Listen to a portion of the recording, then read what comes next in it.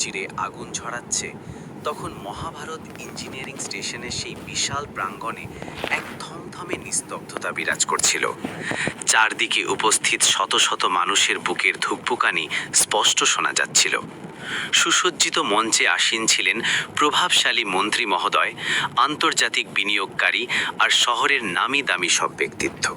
কিন্তু সবার উৎসুক দৃষ্টি নিবদ্ধ ছিল সামনে রাখা সেই অতিকায় কৃষ্ণবর্ণের দানবীয় ইঞ্জিনের ওপর।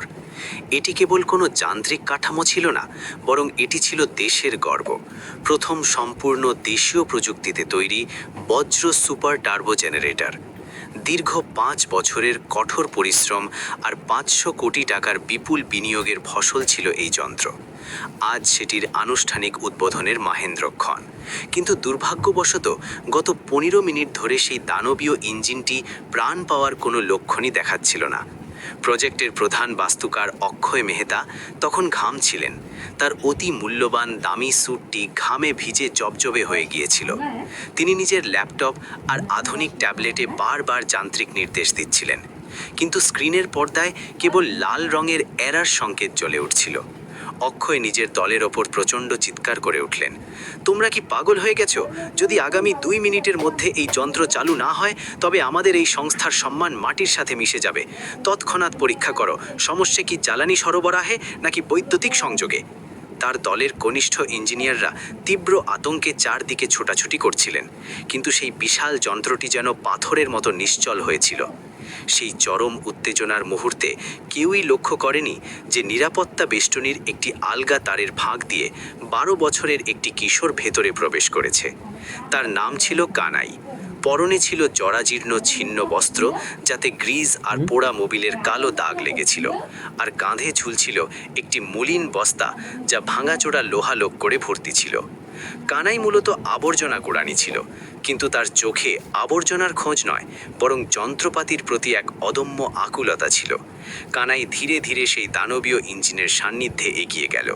তার কাছে নামি দামি বিশ্ববিদ্যালয়ের বড় ডিগ্রি বা জটিল কোডিংয়ের জ্ঞান ছিল না, কিন্তু সে যন্ত্রের হৃদস্পন্দন অনুভব করার ক্ষমতা রাখত।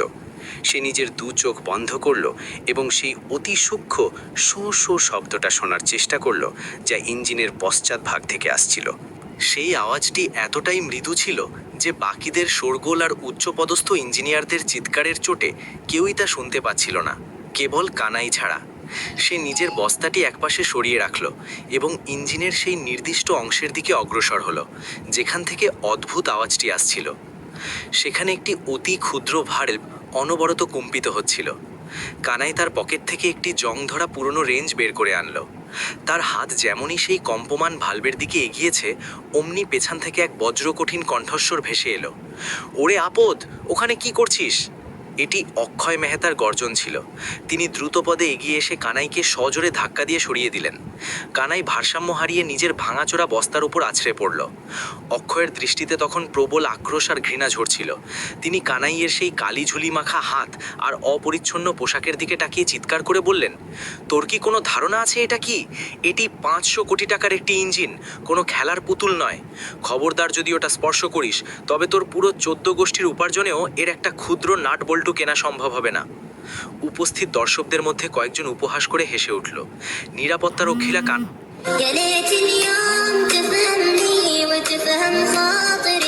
কানাইকে ধরার জন্য হন্যে হয়ে ছুটে